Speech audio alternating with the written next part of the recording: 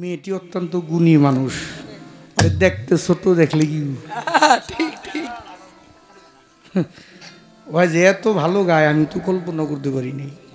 চমৎকার গাইছে একটি গান। দেখেন গুরু ভক্ত পালার মধ্যে গিয়ে কি একটা গান গাইছে, কঠিন কঠিন। যে তোমার নামের ভরসা করি আমি ভাসাইলাম তরি, হ্যাঁ দয়াল আমি যদি ডুবে মরি কলঙ্ক তোমার। আপনার বংশটা কি? আমার নবী বলেছে নবীর বংশে কারো কাছে বায়াত গ্রহণ করার জন্য। যদি আপনি নবীর বংশ না হন তাহলে কি আপনার কাছে বায়াত গ্রহণ করা যাবে না। তাহলে আমার ওই নবীর মোতাবেক আপনি কি নবীর বংশ কিনা, সেটা কিভাবে, আপনার বংশ পরিচয় কি, সেটা আপনি একটু আলোচনা করবেন। আমি গরিব মানুষ, আমি মানুষের বাড়িতে কাজ করে খাইতাম ঠিক, কিন্তু আমার ছেলেটারে কোনোদিন আমি না খাওয়া রাখি নাই। আমি কোনোদিনও আমার সন্তানটারে না খাওয়া রাখি, নিজে না খাই আমার ছেলেটারে খাওয়াইছি। আমার যদি কেউ খাবার দিত আমি নিজে খাইতাম না, আমার ছেলেটারে না খাওয়াইতাম। কমিটির পক্ষ হতে একটি পালা আমাদের মাঝে নির্ধারণ করে দিয়েছেন, ভোকালটার হাই বাড়বে। গুরু এবং ভক্ত সব পালার ঊর্ধ্বে যে পালা, পালা আপনারা যেটাই বলেন না কেন, সব পালার শেষে কিন্তু একটা পালাই দাঁড়ায়, সেটা কি? গুরু এবং ভক্ত। চমৎকার গুরুর ভূমিকায় যিনি গান রাখবেন, আমার বাজান, যিনি চমৎকার ভাবে আসর পর্ব শেষ করে বসলেন। গুরুর ভূমিকায় মিরাজ দেওয়ান সাহেব গান রাখবেন এবং ভক্তের ভূমিকা হতে আমি দু একটি গান রাখব। যেহেতু আজকে চমৎকার এই পালাটি আমাদেরকে দিয়েছেন কমিটির পক্ষ হতে, আমার জায়গা থেকে যতটুকু সম্ভব আমি চেষ্টা করব আমার সর্বোচ্চ দিয়ে আপনাদের আজকের এই গান যেন সফল হয় সেদিকে আমি চেষ্টা রেখে যাব। ভক্তের ভূমিকা হতে আমার একটি গান দিয়ে শুরু করি, তারপর আজকে যেহেতু গুণী মাপের একজন গায়ককে আমি পেয়েছি, আমার এখন হচ্ছে শিক্ষার বয়স, শিক্ষার সময়, তাই আমি বাবার কাছ থেকে যেন কিছু শিখতে পারি, সেটা কি আপনাদের উসিলায়। তো দোয়া রাখবেন। ভক্তের ভূমিকা হতে একটি গান রাখি, তারপর আসলে বাবা সব পালার প্রতিপক্ষ হয়, কিন্তু গুরু এবং ভক্তের কোনো প্রতিপক্ষ হয় না, কারণ আমি কিছুই জানি না। একজন ভক্ত কখনো কিছু জানে না, তার কি জানার বাসনাই থাকে তার গুরুর কাছে। তো আমি আমার জানার বাসনাগুলো আমার গুরুকে জানাবো। আমার গুরু আজকে সুন্দরভাবে কিছু মূল্যবান কথা আপনাদের মাঝে বিলীন করে দিবেন। আপনারা জ্ঞানী মানুষ, অল্পতেই বুঝে যাবেন। ধন্যবাদ। আমার পর্ব আমি শুরু করছি, সকলে দোয়া রাখবেন।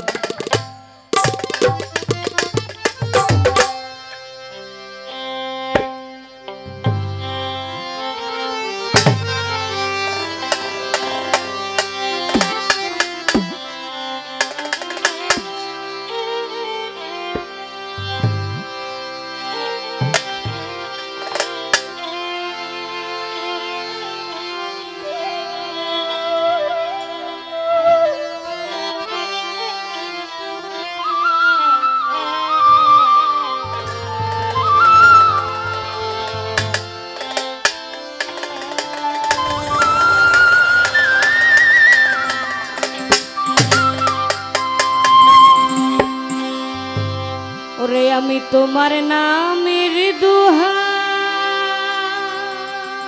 দিয়া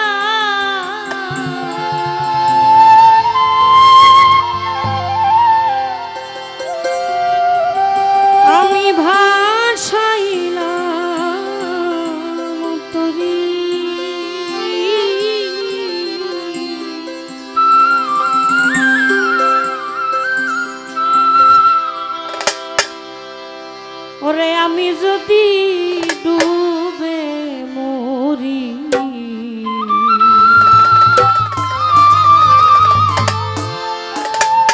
ও দয়াল কলঙ্ক তোমারি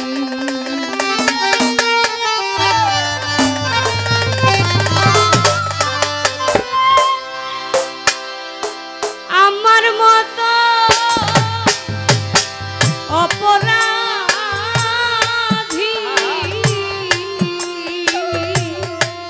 দয়া আমার মতো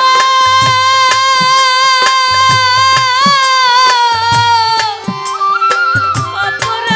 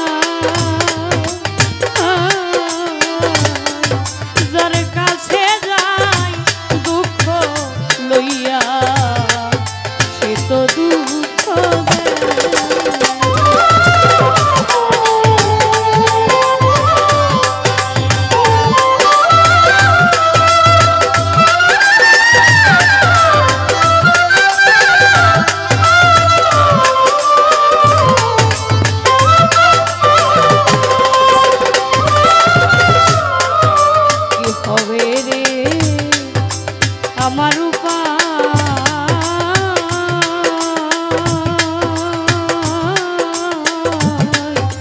যার কাছে যায় দুঃখ লইয়া সে তো দুঃখ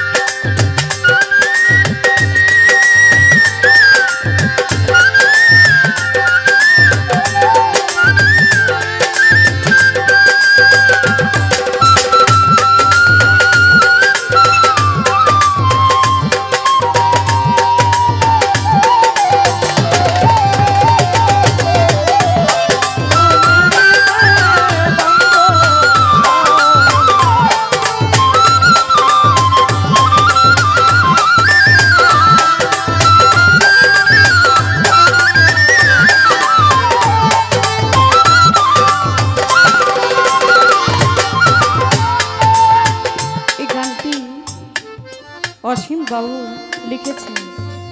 এই গানটি করার উদ্দেশ্য হচ্ছে আজকে কমিটি অনেক চালাক, অনেক বিচার করে এই পালাটি তারা দিয়েছেন। কেননা এটা হচ্ছে একটা মিলন মেলা। একটি বছর ওনারা আশা নিয়ে বসে থাকে, আরেকটি বছর যখন আসবে তখন আমরা আবার একত্রে হব তরিকার ভাই বোন। আমরা সবাই যেন একে অপরের সাথে মিলন করতে পারি, মনের স্বাদ আদান প্রদান করতে পারি। আমাদের মধ্যে যে আত্মার খোরাক এই গানকে বলা হয়। যে গানে প্রাণ আছে সেই গান কি তৃপ্তি দিতে পারে। তো আজকে পালাটা হচ্ছে গুরু ভক্ত, গুরু শিষ্য নয়। যদি গুরু শিষ্য পালাটা দিত তাহলে আমি একটু অন্যভাবে শুরু করতাম, কিন্তু আজকে পালাটা দিয়েছেন গুরু ভক্ত। একজন ভক্তের গুরুর কাছে আকুতি মিনতি ছাড়া আর কিছুই থাকতে পারে না। একজন শিষ্য অবুঝ, সে যা খুশি তাই করতে পারে। ভক্ত কাকে বলে সেটা আমাদের আগে বুঝতে হবে। আমরা কোরআনে শুনেছি আহলে বায়াতের কথা, একজন মুর্শিদের হাতে হাত রেখে বায়াত গ্রহণ করতে হবে।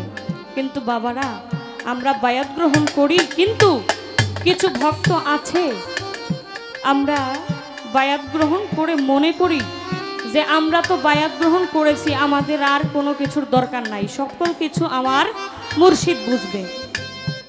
এটা আসলে ঠিক না। একজন ভক্ত হইতে গেলে ওই মুর্শিদের কাছে যাইতে হবে, তার দেওয়া দিক নির্দেশনা কি আমাদের মানতে হবে। আমার মুর্শিদ পারের কান্ডারি পার করবে, কিন্তু তার দেওয়া আমল যদি আমরা না করি তাহলে কিসের বিনিময়ে আমাদের পার করবে? তাহলে আমাদের সেই ভক্ত হইতে হবে। তো আজকে যিনি আমার গুরু, গুরুর ভূমিকায় যিনি গান রাখবেন, আমার বাবার কাছে আমি জানতে চাইব, এই যে গুরু আজকে আমার মঞ্চে, আজকের জন্য আপনি আমার গুরু, আমি আপনার ভক্ত, তাহলে আমার একটু জানতে হবে আসলে আপনার বংশটা কি। আমার নবী বলেছে নবীর বংশে কারো কাছে বায়াত গ্রহণ করার জন্য। যদি আপনি নবীর বংশ না হন তাহলে কি আপনার কাছে বায়াত গ্রহণ করা যাবে না। তাহলে আমার ওই নবীর মোতাবেক আপনি কি নবীর বংশ কিনা, সেটা কিভাবে, আপনার বংশ পরিচয় কি, সেটা আপনি একটু আলোচনা করবেন। আর যে গানটি এখন আমি করছি, তোরে যদি ডুবে মরি দয়াল কলঙ্ক তোমারি। আমরা যখন অসুস্থ হই তখন কি একজন ডাক্তারের প্রয়োজন। আচ্ছা আপনারা বলেন তো, ডাক্তারের কি কোনো ক্ষমতা আছে একজন রোগীকে সুস্থ করার? কোনো ক্ষমতা নাই।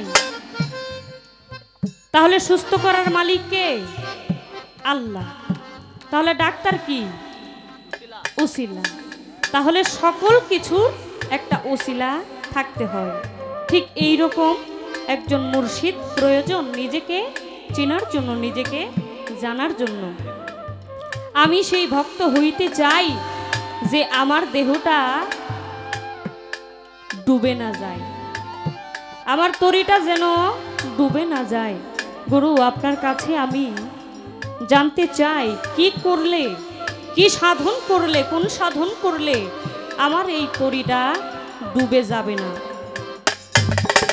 অসীম বাউল বলেছেন, দিনে দিনে ঘোরালো যে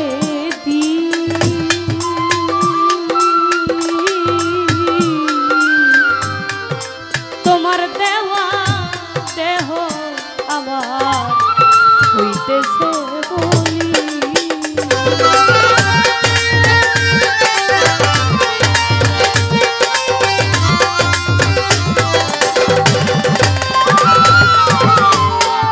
দিনে দিনে ফুরালো যে দিন,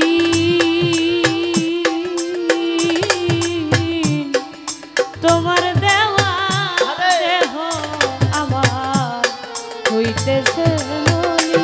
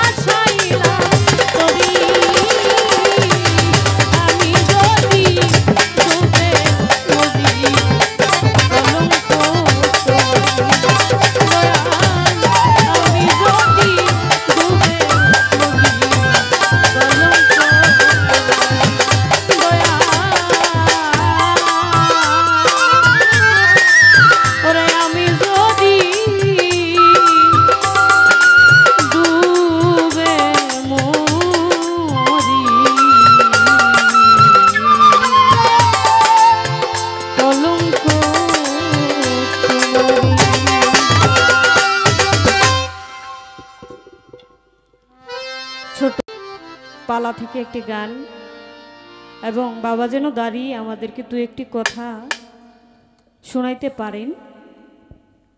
এতটুকুর ব্যবস্থা আমার তরফ থেকে আমার বাবার কাছে জানার বাসনা রইল। তো আসলে এখানে আমার তরিকার ভাই বোনেরা রয়েছেন, সেদিকে লক্ষ্য রেখে একটি গান রাখবো। ধন্যবাদ।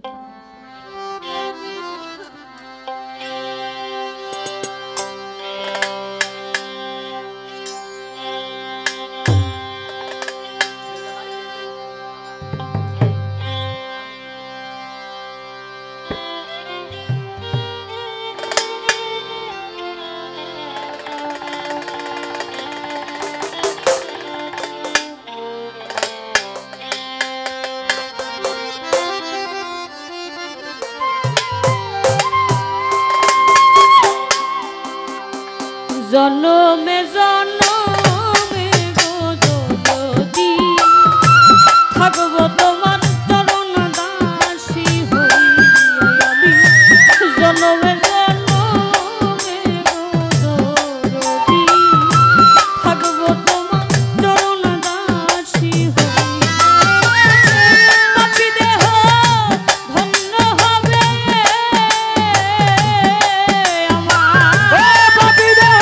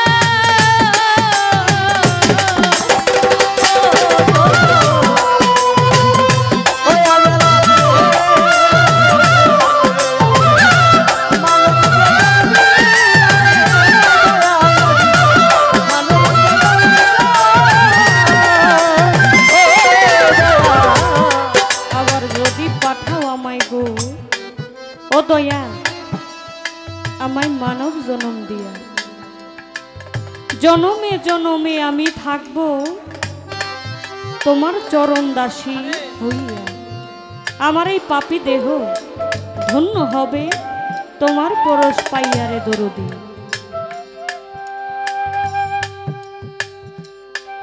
একজন ভক্ত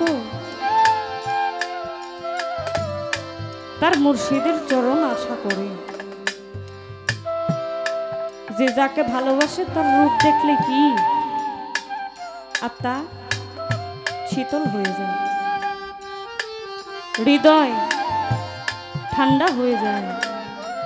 যে ভক্ত তার মুর্শিদকে ভালোবাসে তাকে দেখলেই তাপিত প্রাণ জুড়িয়ে যায়।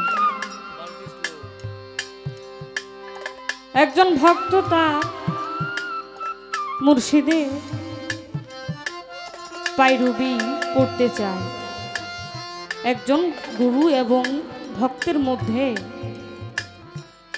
তফাৎ থাকে না কখন, যখন দুইজন একাকার হয়ে যায়।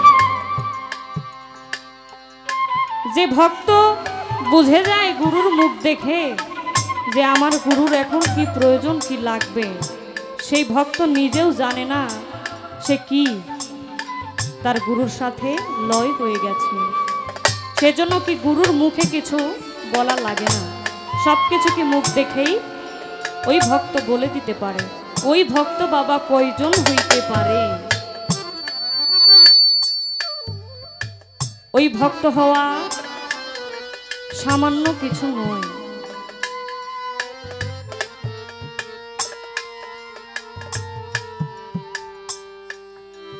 কি বলেছেন? আবার যদি পাঠাও আমায় এই মানব জনম দিয়া।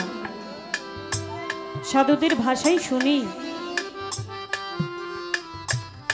আমরা এই পৃথিবীতে এসে গুরুর কাছে গিয়ে ওই কর্ম যদি সফল করতে পারি তাহলে কি আমাদের মুক্তি হবে, আর যদি ওই কর্মটা সফল করতে না পারি আমাদের আবার পুনরায় আসতে হবে। তাই গুরুর কাছে আবেদন, পুনরায় যদি আসতে হয় তাহলে যেন এই মানব জনমটা আবার পাওয়া যায়। এই মানব জনমে এখনের জীবনে যদি আমি কোনো খারাপ কাজ করে থাকি তাহলে কি আমার এই মানব জনম আবার হবে? কখনোই সম্ভব না। এই মানব জনম পাওয়ার জন্য অনেক সাধনা করতে হয়, অনেক ভজনা করতে হয়। তাই এই গানটিতে বলেছেন, দয়াল আবার যদি পাঠাও আমায় গো এই ভব মানব জনম দিয়া রে দরদি, মানব জনম দিয়া বাউল হাতে মেরি এই মিনতি ও দয়া।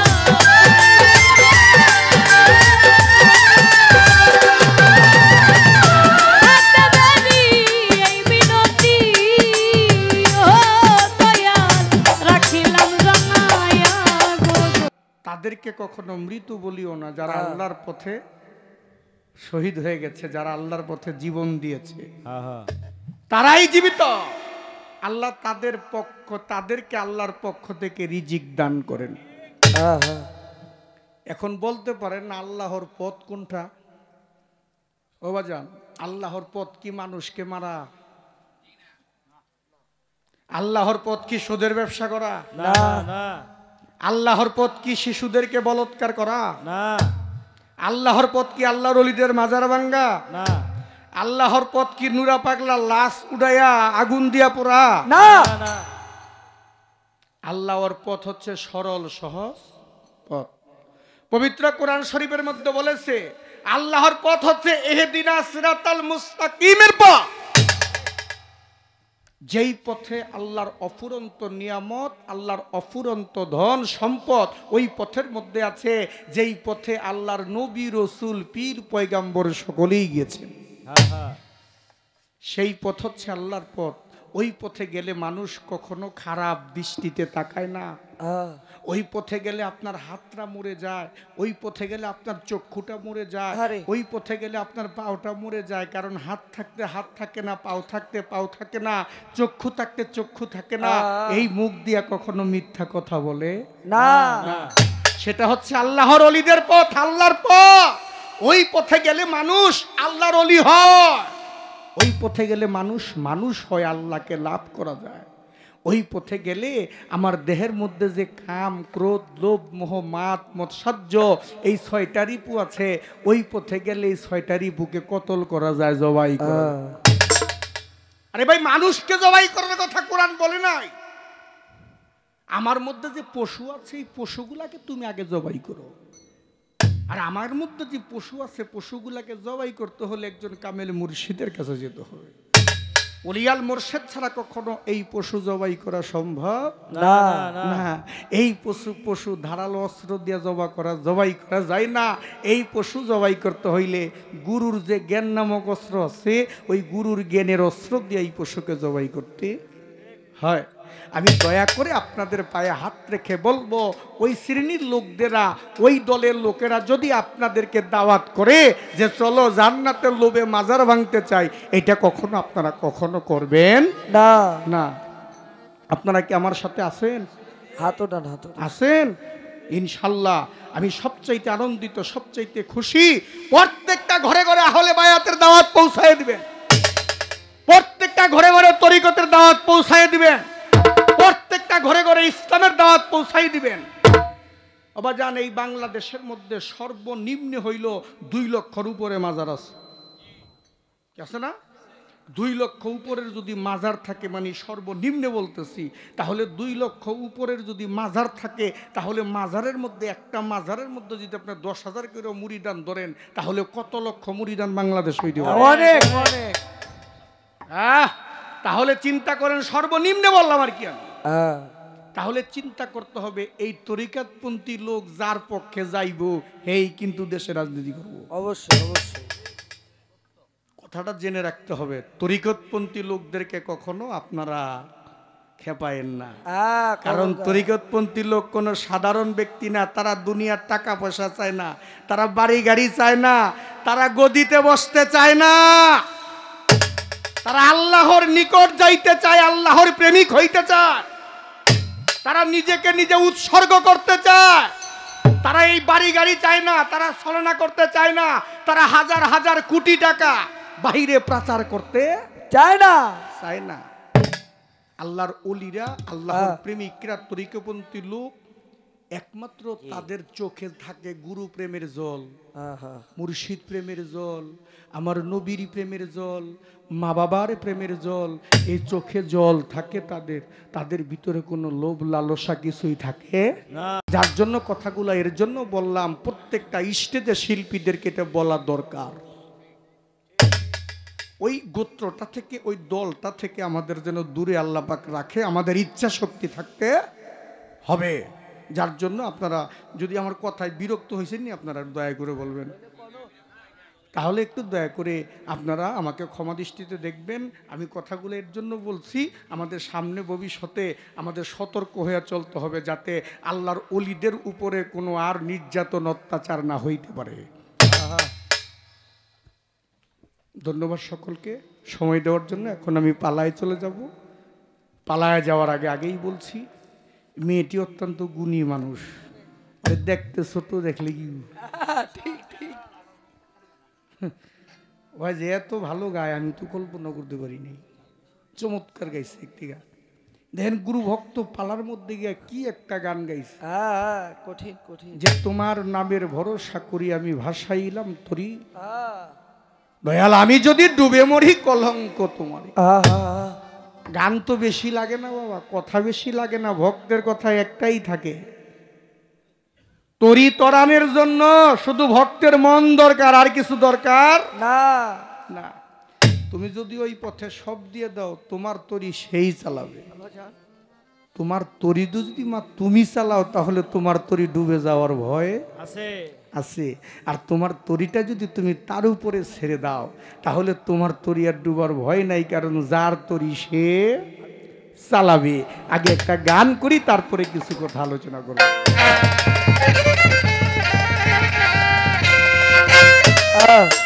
হ্যালো মুর্শিদি চরণ অমূল্য ধন,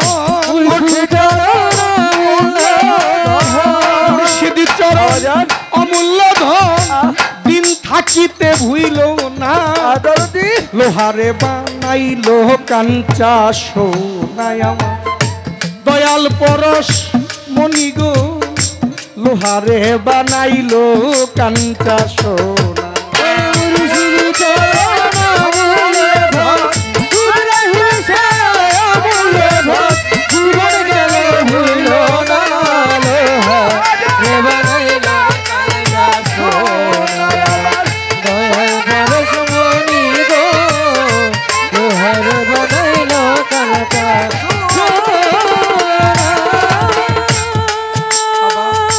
মুর্শিদের নাম যে করলো স্মরণ, আমার খলিল শাহর নাম যে করলো স্মরণ, বান্ধব রে বিনা দুধে দই পাতিয়া তুইলা লয় মাখো, তুইলা লয় মাখো, তুইলা লয়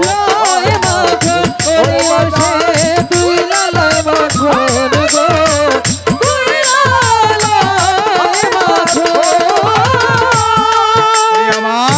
দয়াল নামটি যে করলো স্মরণ, ওরে আমার খলিল শাহর নাম যে করলো স্মরণ, রুবেল সারে বিনা দুধে দই পাতিয়া তুইলা লই মাখন।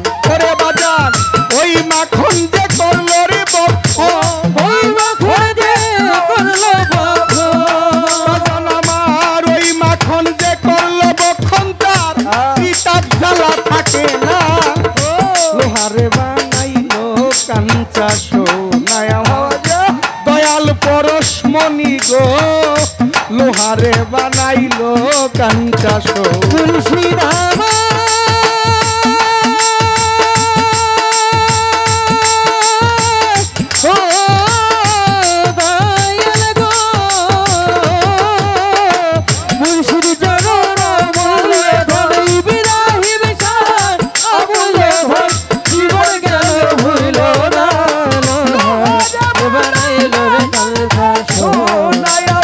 মুর্শিদি পরশ মনি গো, বানাইল কাঞ্চা সোনা।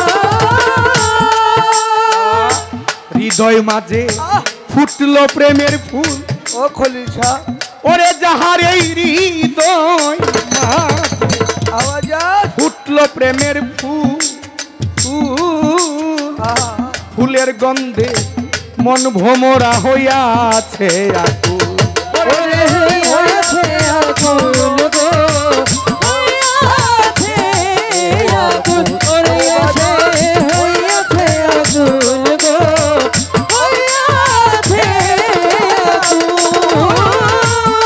বাবারে হৃদয় মাঝে ফুটলো প্রেমের ফুল, ওরে যার হৃদয় মাঝে ফুটলো প্রেমের ফুল, ফুলের গন্ধে মন ভোমরা হইয়াছে আকুল। ওরে তারে দেখলে ছবি পাগল হবি, দেখলে ছবি পাগল হবি, তারে দেখলে ছবি,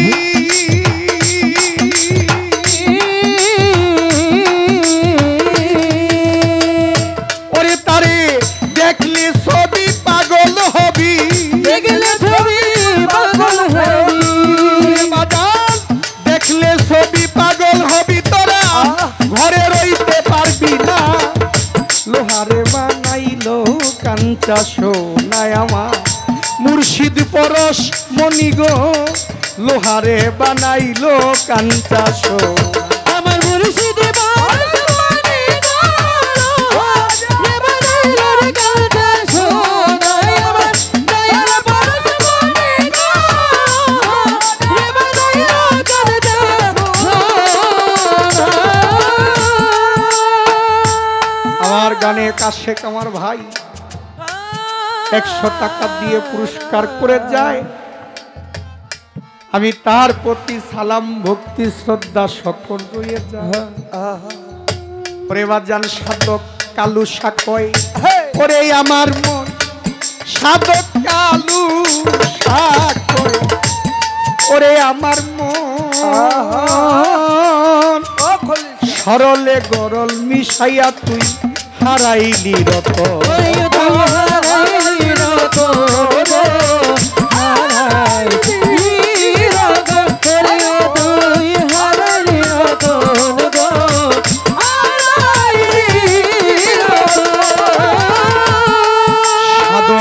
কালু সাকয়, ওরে আমার মন সাধক কালু সাকয়, ওরে পাগল মন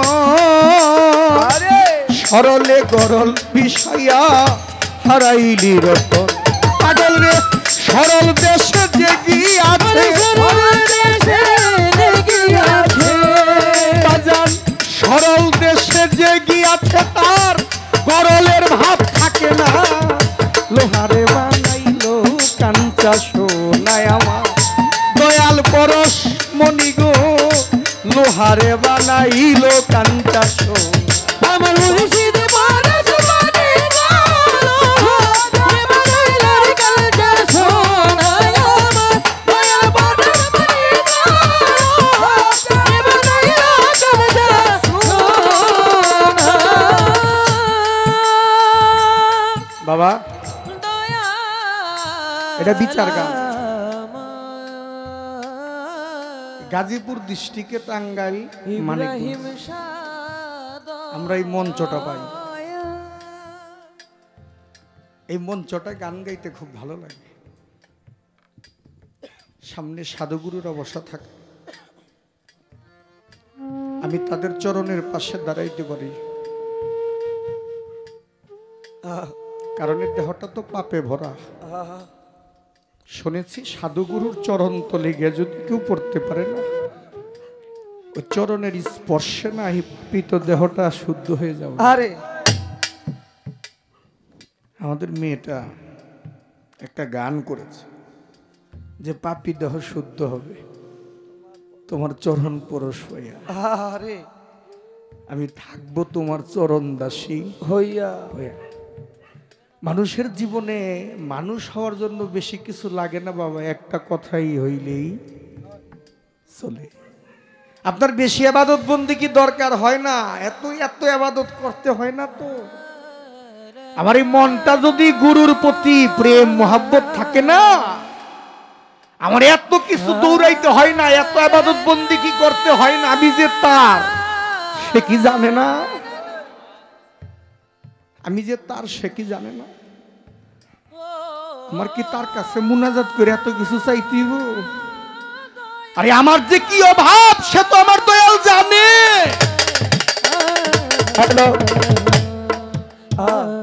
আমার কি দরকার সে জানে। কোন জিনিসটা খাইলে মিরাজ দহনের ভালো হবে সেইটাও সে জানে, কোন জিনিসটা খাইলে মিরাজ দহনের ভালো হবে না সেইটাও সে জানে জানে। যদি ভক্ত হতে চাও রে মা, ওইরকম মনটা দিয়ে দুই একটা কথা বলতে হবে। যদি মনের কথা আর অন্তরের কথা মুখের কথা যদি এক থাকে তাহলেই তার পক্ষে সম্ভব ভক্ত হওয়া। আর আমি যদি মনে করি যে কিছুক্ষণের জন্য অভিনয় করে গেলাম, টাকা পয়সা সাথে নিয়ে গেলাম, বাকি সময়টুকু আমি আমার অজ্ঞানে চললাম, তাহলে আমার দ্বারা সম্ভব না গুরু ভক্ত গান গাওয়া। আমি মঞ্চের অভিনয় মনে করি না। আমি কেন অভিনয় মনে করব? আমার এই কথার মধ্যে যদি আমার প্রাণ পাখিটা বাহির হয়ে চলে যায়, তাহলে তো আমি তো অভিনয়ের মধ্যেই চলে গেলাম। আরে আমি কি পারলাম তার সাথে ভালোবাসা করতে, প্রেম করতে পারলাম না? আমি অভিনয়টা কেন মনে করব? আমি কি মনে করতে পারি না খলিল শাহর দরবারে আসছি, এইটাই আমার দরবার? আমি কি মনে করতে পারি না এইটাই আমার দরবার? এইখানে আমার মুর্শিদ আছে, আর সে তো সব জায়গায় থাকে।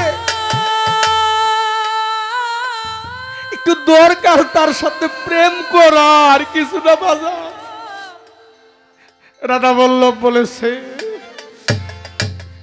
ওরে যাহার বদন দেখা মাত্র তোমার মনে জাগে আনন্দ,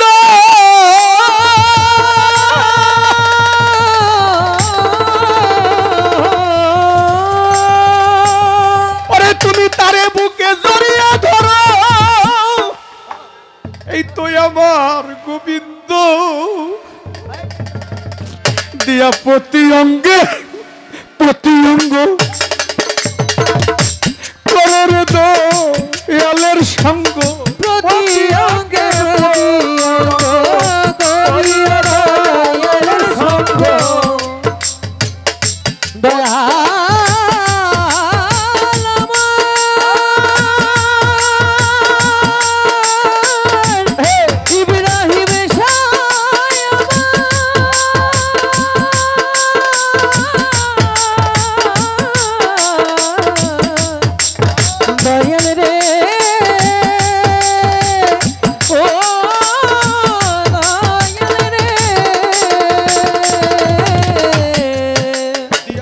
প্রতি অঙ্গে প্রতি অঙ্গ করিও খলিল সার সঙ্গ,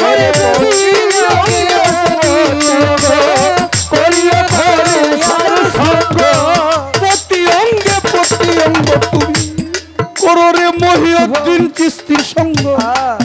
তোমার উথলিবে প্রেম তরঙ্গ, উথলিবে আবাজান, উথলিবে প্রেম তরঙ্গ, তাপিত পরাণ শীতল হবে। জানো না রে ও গান্ত মন, কিসে গুরুর ভজন হবে। জানো না রে ও ভ্রান্ত মন, ওরে যার সহজ নাই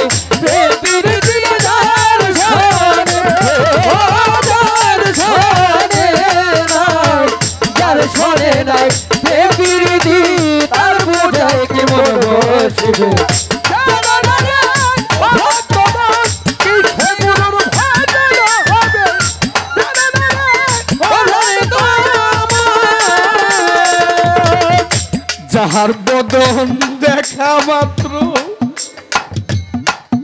তোমার মনে জাগে আনন্দ,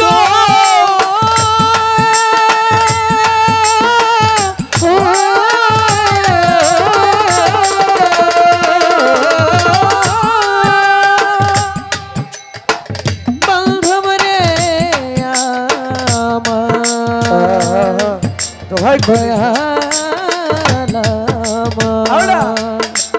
ইব্রাহিম সায়া দরদি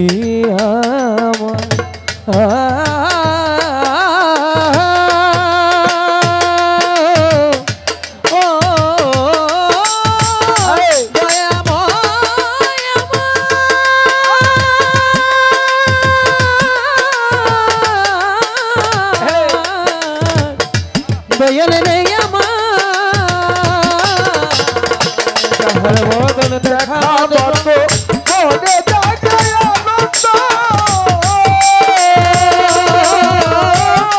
বুকে জড়িয়ে ভেব, এই তো গোবিন্দ, এই তো স্বয়ং গোবিন্দ, এই তো স্বয়ং গোবিন্দ। যাহার বদন দেখা মাত্র মনে জাগে আনন্দ,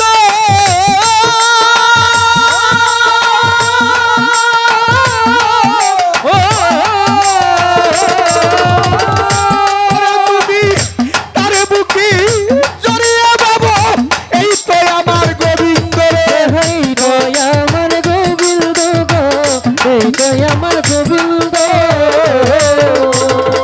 ওরে দিয়া প্রতি অঙ্গে প্রতি অঙ্গ কররে খলিল সার সঙ্গ, প্রতি অঙ্গ প্রতি অঙ্গ কররে গোবিন্দর সঙ্গ, প্রতি অঙ্গ কররে দয়ালের সঙ্গ। উথলিবে প্রেম তরঙ্গ, উথলিবে তোমার, উথলিবে প্রেম তরঙ্গ, তাপি দেহ শীতল হবে। জানো না রে ভালো তোমার দর্শন নাই,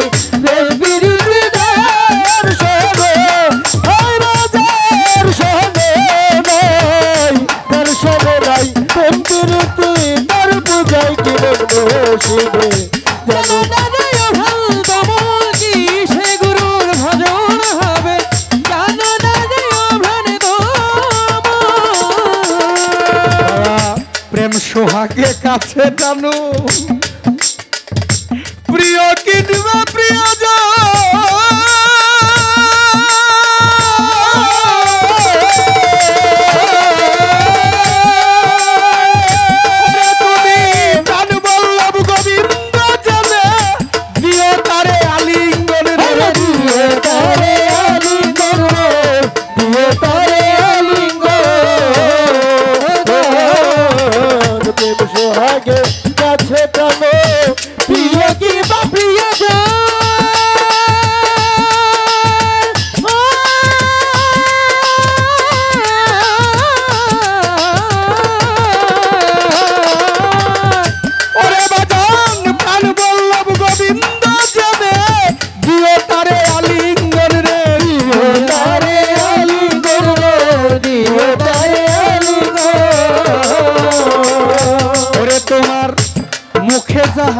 মিঠা লাগে সইপাটাও দয়ালের ভুলে মিঠা লাগে সইপাটাও দয়ালের ভোগে মুখে যাহা মিঠা লাগে সইপাটাও খলিল সার ভোগে যার লাগি পরাণ কান্দে যাহার লাগি বাজার যাহার লাগি পরাণ কান্দে তার প্রেমেতে থাকো ডুবে গেল না রে ভালো করে দর্শনে নাই বিরুদ্ধে দর্শনে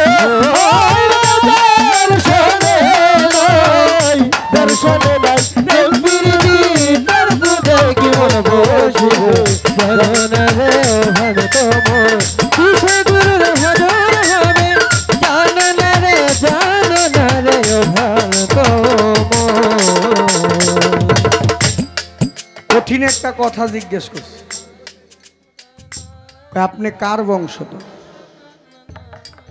আপনি যে গুরু আপনি কি নবীর বংশধর জগতে নবীর বংশধর না হওয়া পর্যন্ত কেউ গুরু হতে পারে না আমি যে মিরাজ দেওয়ান এটা ব্যক্তি মিরাজ দেওয়ান গুরু কিন্তু ব্যক্তি মিরাজ দেওয়ান না গুরু হচ্ছে আলোকিত সত্তা সর্বঘটে বিরাজমান তুমি যেদিকে তাকাও তুমি সেদিকে তোমার দয়ালকেই দেখতে পাবে তুমি যার দিকে তাকাও না কেন তোমার সামনে যদি একটা ভিক্ষুক আইসা দাঁড়ায় না তুমি তাকে খালি হাতে দিও না কারণ তার মধ্যে তোমার গুরু আছে অবজান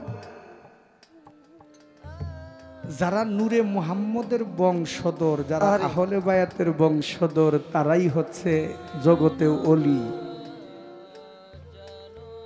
তারা হচ্ছে নবীর নূরের সন্তান আরে তারা হচ্ছে নবীর আদর্শের সন্তান জগতের নবীর নূর ব্যতীত কেউ কখনো অলি হইতে পারে না অলি হইতে গেলে নবীর নূর তার মধ্যে বিকশিত হতে হবে হবে নবীর বংশধর ছাড়া কখনো নবী অলি হওয়া যাবে না বাজান আমার বিরক্ত হন না তো আপনার আমার কথা দেখেন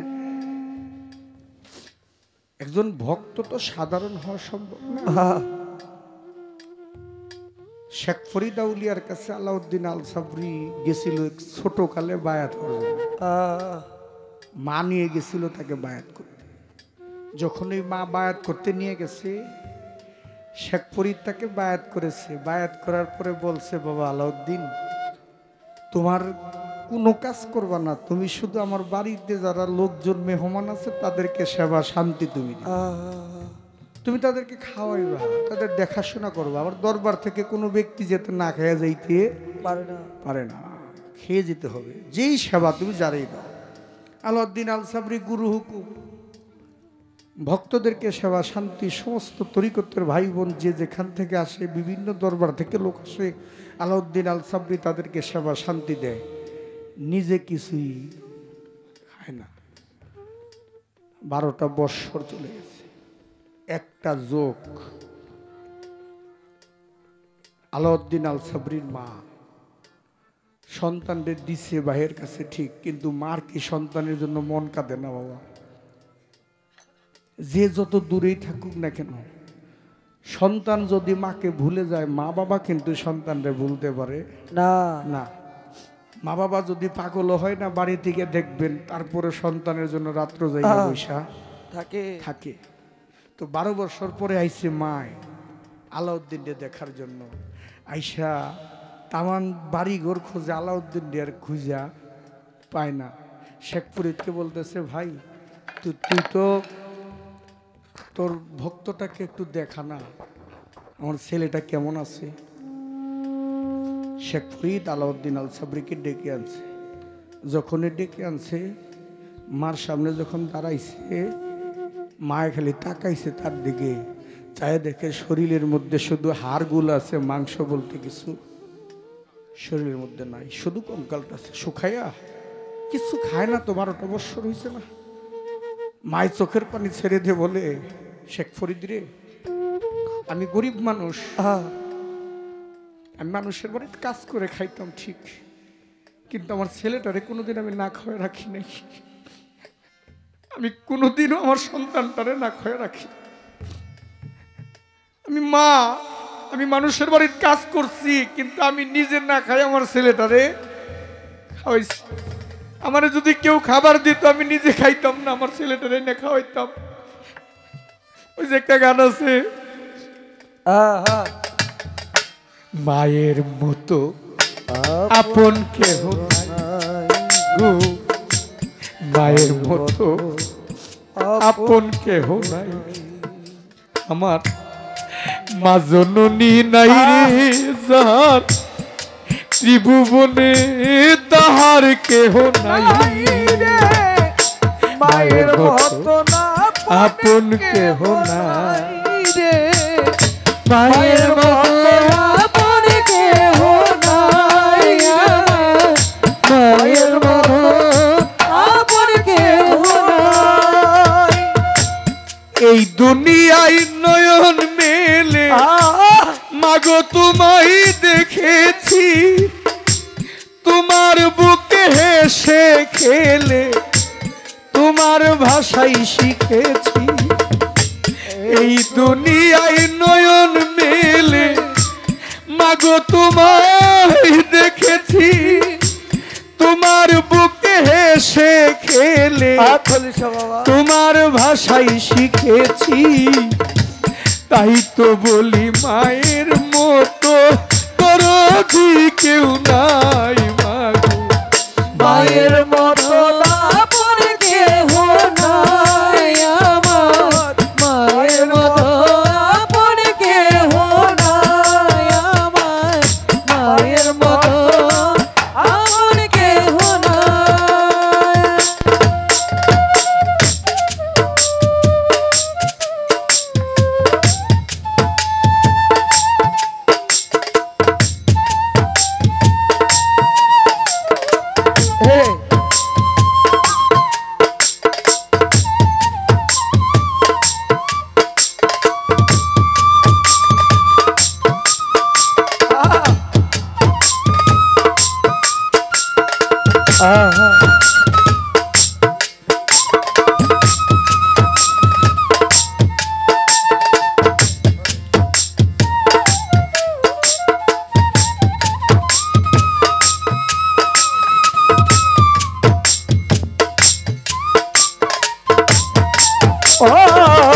মায়ের মতো আপন কেহ নাই আমার, মায়ের মতো আপন কেহ নাই। আমি আঘাত পাইলে মায়ের চোখে আসতো পানি, সেই পানিতে ধুয়ে মাগো কুলেতে লো তুমি।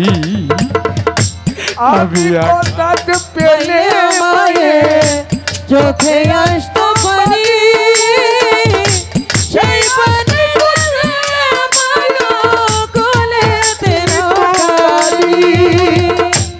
আমি আঘাত পাইলে মায়ের চোখে আসতো পানি,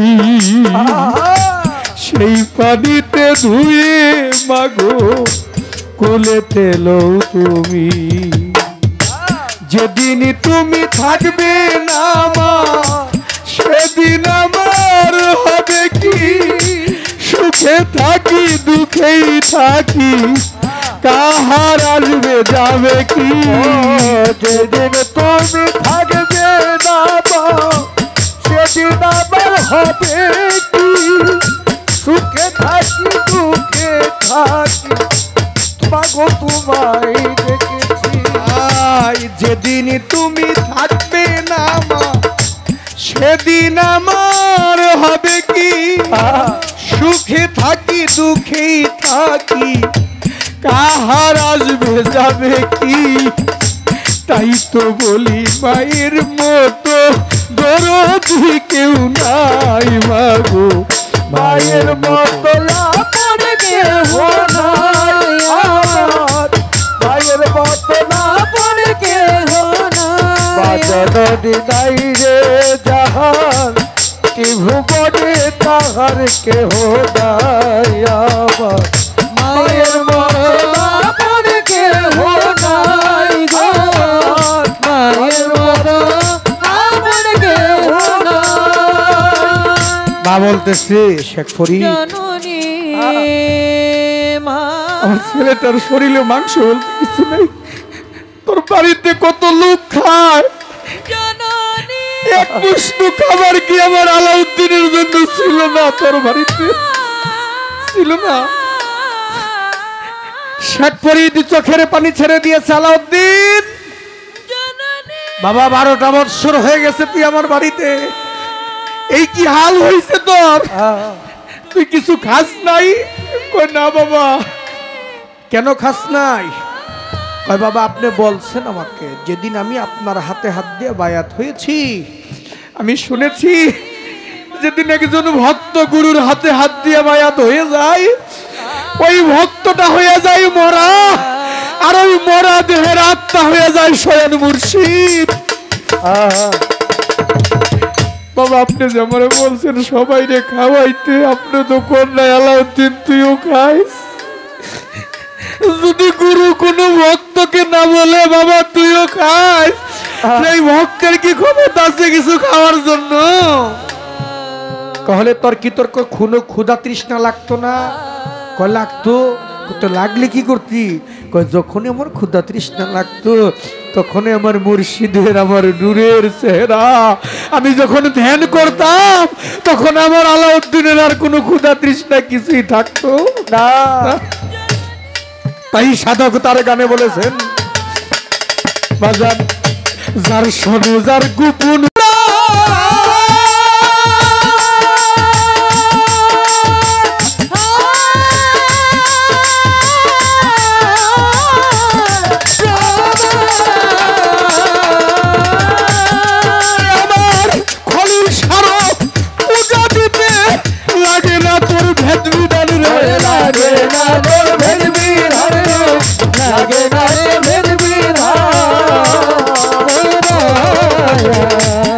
শোনে যার গোপন পিড়ি গোপনে ডালে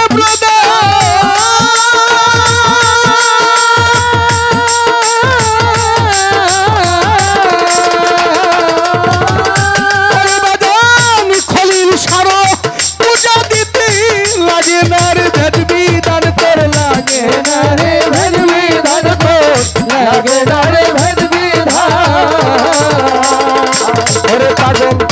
পঞ্চরসে কাত্রি করা মানব হারিতে ভরা পঞ্চরসে করা মানব হারিতে ভরা পঞ্চরসে কাত্রি করা মানব হারিতে ভরা রাধা বলল বেকই পাইল যারা বলল বেকই রাধা বলল বেকই পাইল যারা ভাবের ভরা বসে ভরা কিসে গুরু দর্শন নাই দেবীর দর্শন দর্শন নাই দেবীর দর্শন কোথায় কি মন বসে কিসে গুরুর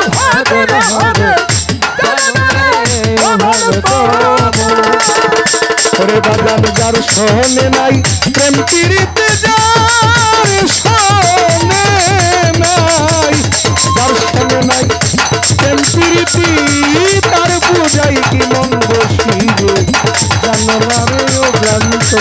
কিসে হরিণ সাবাবার ভজন হবে জানো না রে ও ভ্রান্ত মন কিসে বৈরা বরির ভজন হবে জানো না রে ও ভ্রান্ত মন কিসে মহিয়ত্রীর কৃষ্ণে ভজন হবে জানো না রে ও ভ্রান্ত মন কিসে মনোয়ার চান্দে ভজন হবে জানো না রে ও ভ্রান্ত মন কিসে দয়াল ইব্রাহিম করে হলো আশা বাবা দয়াল রবেল সার ভজন হবে জানো না রে ও ভ্রান্ত মন